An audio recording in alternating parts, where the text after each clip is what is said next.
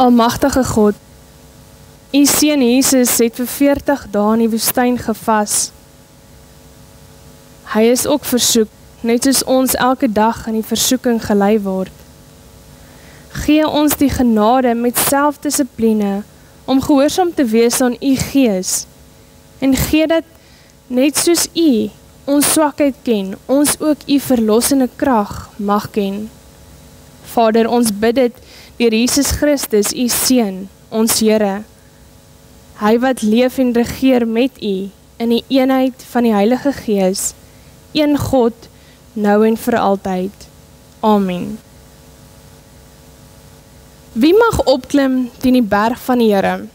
Wie mag staan in sy heilige plek? Net hulle, wie se dade onskuldig, wie se denke sonder bybedoelings is, wat nie bedrog pleeg nie, en nie 'n eed valslik aflê nie.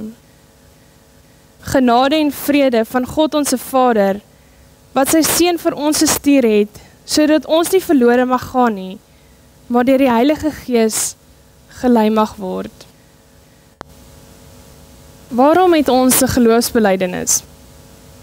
Waarom bely ons 'n geloofsbelijdenis? 'n Geloofsbelijdenis is daar om te bevestig waarin ons as Christene glo.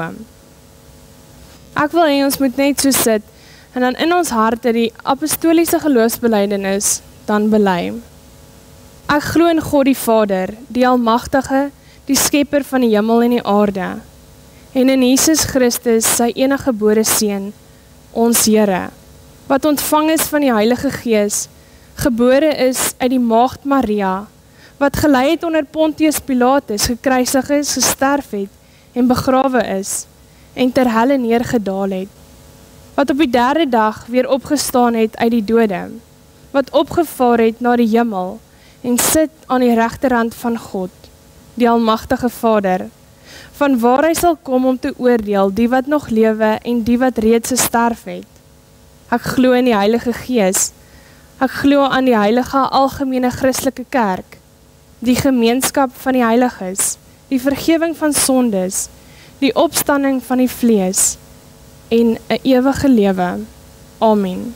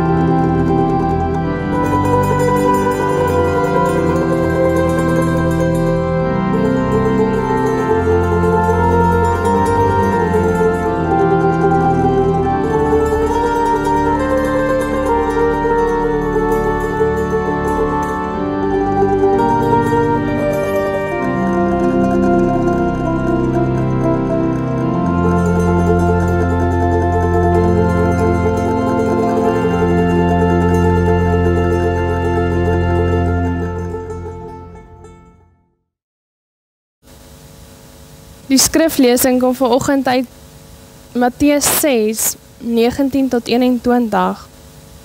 Skatte in die hemel. Moenie vir julle skatte op aarde bymekaar maak, waar mot en roes dit verniel, waar diewe inbreek en dit steel nie. Maak vir julle skatte in die hemel bymekaar, waar mot en roes dit nie verniel, en waar diewe nie inbreek en dit steel nie. Waar jou skat is, daar sal jou hart wees. Net daai stukkie.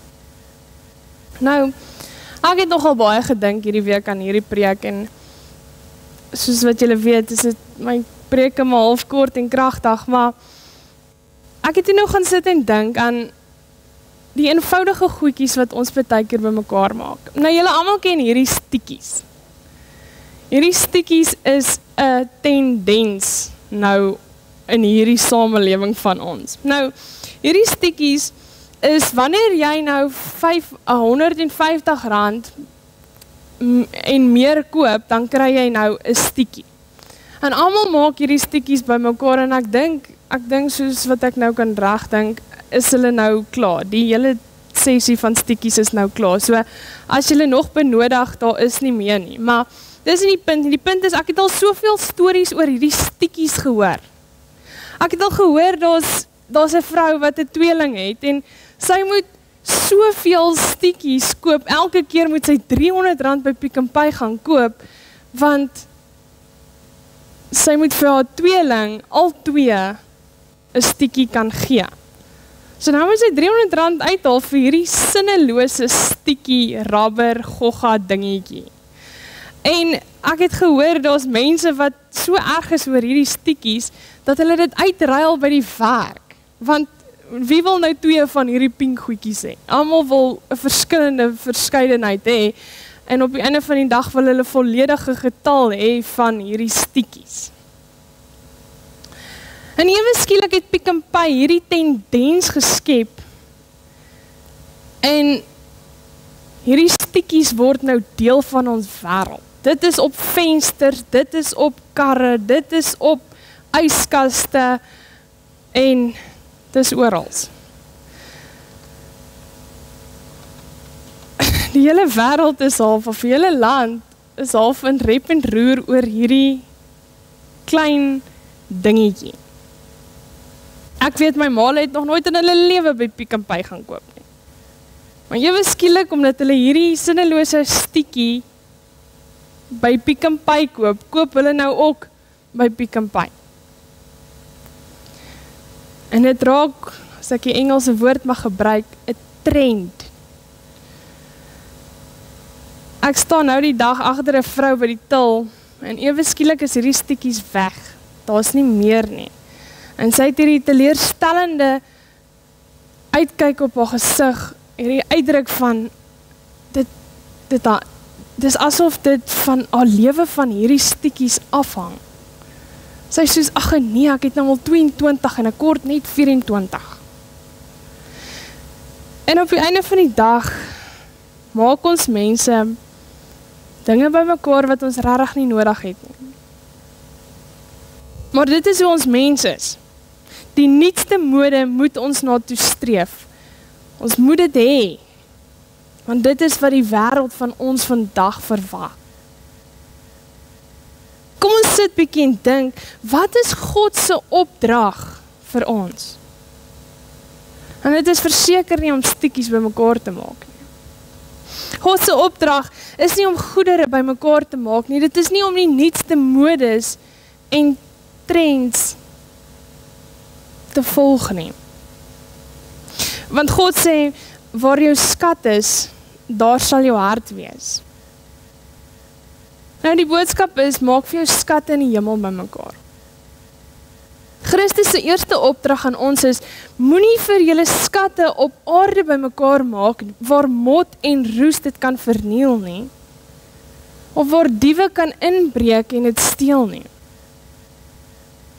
Nou ek wil vandag met julle 'n verhaal deel, wat in ons lewens gebeur het. Nou, my ma het destyds 'n baie ou skildery gekry. By een of ander familielid, presiese storie weet ek ook nie, maar die punt is, as ek nou praat van baie, baie oud, praat ek van die skildery is geskilder in die 1700s. En hierdie skildery het alle jare in ons sitkamer gehang, nie vreeslik mooi nie, maar dit was toe nou daar. En op 'n dag toe kom my pa en hy wil al die goedere binne ons huis verseker. En dit kom toe dat die ou wat ons huis verseker, hy kom toe binne en hy waardeer die goedertjies in ons huis. En dit kom toe so dat my pa hulle by die sitkamer kom en hulle nou daardie skildery in vaskyk. En die versekeraar sê, hulle kan nie hierdie skildery waardeer of verseker nie. In eerste plek, die ding is net te oud. En in tweede plek is, waar gaan hulle weer so iets kry, indien iemand hom steel? So my ma het met hierdie illusie half rondgeloop, dat hierdie ding verskriklik baie waarde het. En so dit nou maar aangegaan, en die ding was toe nou nie waardeer nie, en het was nie verseker nie. En elke keer wanneer dit met ons broekskeer gegaan het, het my ma gesê, ag toe maar ons sal die ou tannie gaan verkoop. Nou die ou tannie se naam het daar vandaan gekom, want het is 'n selfportret van een of ander tannie. So ons het dan nou maar die ou tannie so gedoop. En ons het gedink, hierdie is ons ticket uit. Dis waar ons miljoene basies lê. En so kom het toe, dat my maale nou moes trek, en hulle toe nou maar wik en weeg, of gaan die ou tannie nou vir ons meer geld inbring, of gaan sy nou maar saam af Kaap toe. Maar dit kom toe so, hulle laai aan die kar, en hulle gaan vat daar na 'n kunstkenner toe. En is nou hier ergens Grootkop kunstkenner hier in Johannesburg toe, en hulle vat daar nou soen toe. En op die einde van die dag sê die kunstkenner vir my maale, hierdie ding is absoluut niks werd nie. Dis nou net 'n valprentjie met 'n mooi raam. En hulle kom toe daarop neer dat dit was 'n amateur wat hierdie skilder geskilder het. Hierdie portret geskilder het. Dit was 'n vrou wat dalk te veel geld gehad het en vir hierdie amateur gevra het om haar portret te skilder. Sy's nie 'n edel iemand nie, sy's nie koninglik nie, sy's niks nie. Sy was dalk net te ryk gewees. En tot ons verbasing is ons half so, ag nee, ons het hierdie hoop gehad van, dat wanneer ons in die moeilikheid gaan beland, gaan hierdie ou tannie, hierdie lelike prent met 'n mooi raam, gaan ons uitkoms wees. Maar dit was nie. En met eens besef ek toe, die woorde wat God vir ons sê, is maak vir jou skatte in die hemel bymekaar. Moenie vir jou skatte op aarde bymekaar maak nie, want dit stel jou net teleur. Het my ma haar vertroue op God geplaas, op 'n lewende God wat in staat is om jou omstandighede om jou te verander. En nie op hierdie sinnelose skildery nie. My ma het aan hierdie skildery geglo, soos wat mense aan Lennon se medisyne glo. En op die einde van die dag was dit 'n groot teleurstelling, en sy hang nog steeds in my ma se sitkamer, maar nou net in die Kaap. Geliefdes, julle sien, ons vertrou so dikwels op aardse dinge, waar mot en roes hierdie goedere van ons in elke geval verniel. Maar ons vergeet van ons groot skat in die hemel. Ons vergeet van ons groot maker. Ons vergeet van ons skepper wat hemel en aarde gemaak het. Is God nie veel beter as hierdie skildery nie? En soms bring hierdie aardse dinge soveel teleurstelling, dat ons baie keer nie kan aangaan met ons daaglikse take nie. Pas op om jou vertroue op goedere te plaas. Pas op om valse hoop vir jouself te skep vir dinge wat nie bestaan nie. Christus sê, maak eerder vir julle skatte in die hemel bymekaar. Daar waar mot en roes dit nie kan verniel nie. Waar diewe nie kan inbreek en dit steel nie. Is dit nie 'n veel beter idee nie? En ek praat nie van, jy het 'n bankrekening en jy deponeer dit in die hemelse bank in nie. God praat van, plaas jou vertroue, jou hoop, jou geloof, alles wat jy het, plaas dit in hom. Julle sien, die fariseërs het gedink, die dat hulle skatte op aarde bymekaar maak, is omdat hulle die wet onderhou het. Hulle het geglo dat wanneer hulle ryk is dit omdat God hulle beloon vir hulle rykdom. So hulle het geglo, wanneer hulle hierdie skatte op aarde het, is dit omdat God hulle wil beloon. En so dikwels vandag gebeur dit ook, dat mense hierdie idee in die kop het, dat die Here seën my so verskriklik, daarom bly ek in 'n kasteel. Ek dink God het nie regtig 'n saak waar jy bly nie. So dikwels het ons hierdie idee van, ag, dit gaan nou so goed en God seën, maar julle moet verstaan, die teendeel kan ook wees dat wanneer jy dan nie hierdie dinge bekom nie, soos byvoorbeeld 'n kasteel waarin jy bly, of 'n luukse motor wat jy ry nie, dan seën God jou nie. Dan het jy 'n fariseëse idee in jou kop.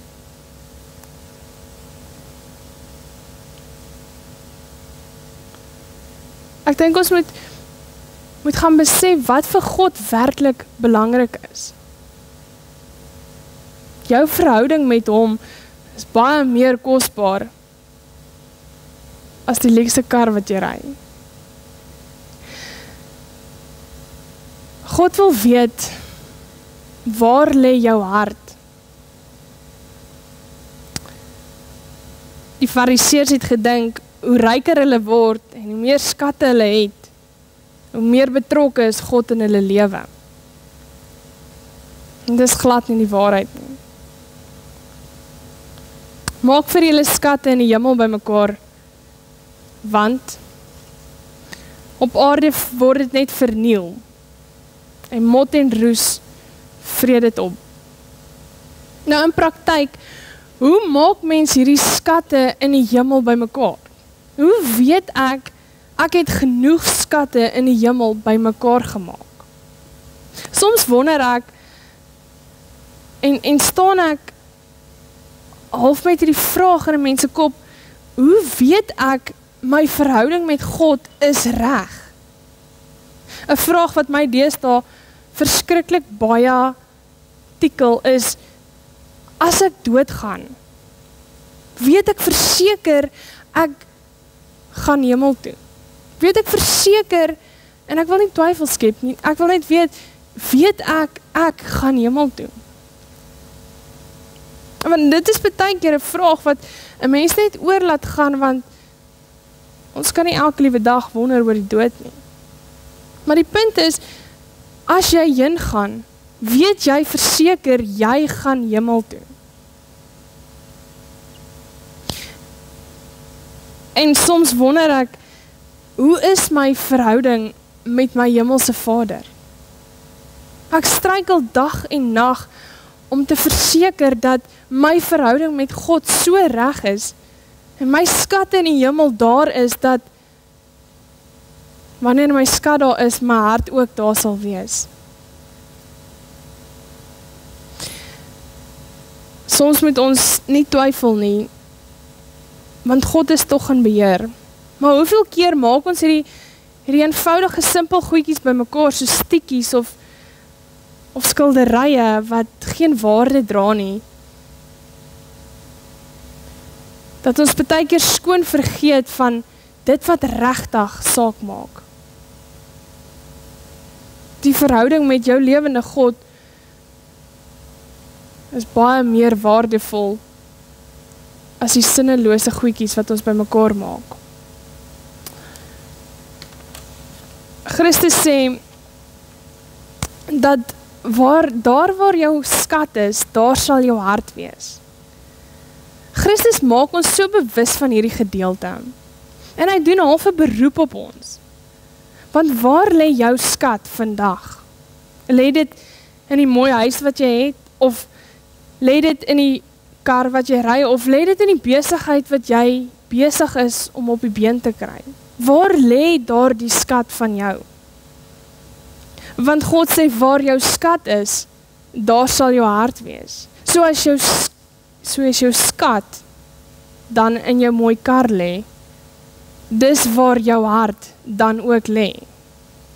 Ons moet verstaan dat 'n skat is gelyk aan begeertes, nie behoeftes nie. God weet wat ons behoeftes is, maar hy weet ook te mooi wat is ons begeertes. En as jou skat in die hemel is dit daai begeerte van jou wat in jou is, wat by God is. Daai begeerte om hierdie lewende verhouding met God te koester, om by sy voete te wees. As jou skat daar by God is, weet God verseker, jou hart is dan ook daar. Julle sien, God het geweet in wat se omstandighede ons gaan wees. God het geweet die manier waarop ons gaan lewe. En daarom het hy gesê, raak bewus van waar jou skatte is. Maak hierdie skatte eerder in die hemel bymekaar. Los hierdie sinnelose begeertetjies op aarde. Want dit help jou niks. Hê daai lewendige verhouding met God, raak bewus van God in jou lewe. Kom ons vergeet van hierdie soeke en drewe en hardloop ons bene eintlik stomp af vir dinge wat ons nie regtig nodig het nie. Kom ons vervul eerder hierdie begeerte in ons hart in die hemel, waar God het vir ons veilig hou. Hierdie skat, kom ons gaan plaas dit in God se hande. Want dis vir ewig. Ek wil afsluit.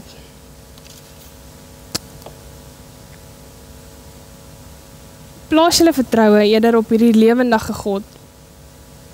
Maak vir jou skatte in die hemel bymekaar. Ek doen 'n beroep op julle dat julle verhouding met God op 'n daaglikse basis moet vernuwe. Dat julle nie gaan bekommerd wees as julle dalk in die bed lê en wonder as ek môreoggend nie opstaan nie, waarheen gaan ek dan nie? Want as jy weet, jou skat is by God, dan weet God, jou hart is by hom. Amen. Vader, hoe dikwels maak ons nie die verkeerde dinge op aarde by mekaar nie. Ons hardloop ons bene af na die volgende modus. En al wat U vir ons wil sê is, my kind, hou op met jaag. Plaas eerder jou vertroue op my. Maak eerder skatte in die hemel by mekaar. Want daar, waar jou skat is, daar sal jou hart wees. Ag maar Vader, asseblief help ons om ons skat by U hartklop te kry. Amen.